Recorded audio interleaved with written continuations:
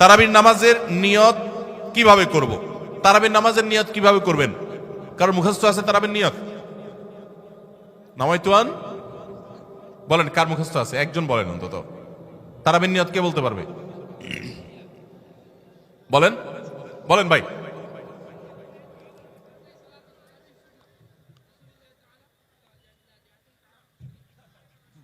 মাশাআল্লাহ মাশাআল্লাহ, এবারই পুরস্কার দেওয়া উচিত। বসেন, আপনি অনেক কষ্ট করে মুখস্থ করছেন।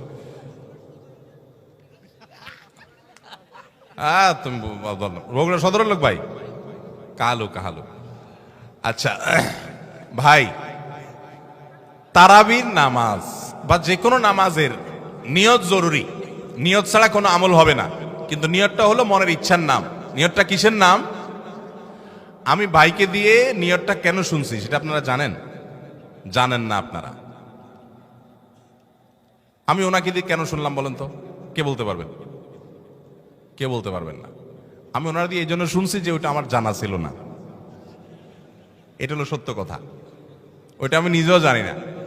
নামাইতুয়ান দিয়ে শুরু, এটা জানি, কিন্তু বাকি শেষেরটা আমি জানি না। এই জন্য আমি চাইছি একটু শুনতে আর কি। আমি জানি না এই জন্য যে কোরআন হাদিসে কোথাও পাই নাই। এখন ভাইরা কেউ পাইলে তো ভিন্ন কথা, আমি কোথাও পাই নাই। এই নিয়ত মুখে এরকম গদবাদা উচ্চারণ করা, হ্যাঁ এটা পাইছি আমরা ছোটবেলা বগদাদি কায়দায়। বগদাদি কায়দা, এটার জন্য কত মাইদ্যরে হয়তো খাইছি, পাইয়া তখনই ভুলে গেছি। এটা পরবর্তীতে কোরআন হাদিসে যেহেতু পাই নাই, এই জন্য আর আমরা ওটা মুখস্থ করি নাই। ভাইরা আমার, নামাজের জন্য এরকম নামাইতুয়ান, এরকম গদবাদা যে দোয়া আমরা শিখেছি, এগুলোর কোনোটি কোরআন বা সুন্নাহর কোথাও আমরা নিয়ত করব মন থেকে যে আমি তারাবির নামাজ পড়ছি, বাস এটা আমার ইন্টেনশন আছে, নিয়ত আছে, মনে আছে, এটাই যথেষ্ট।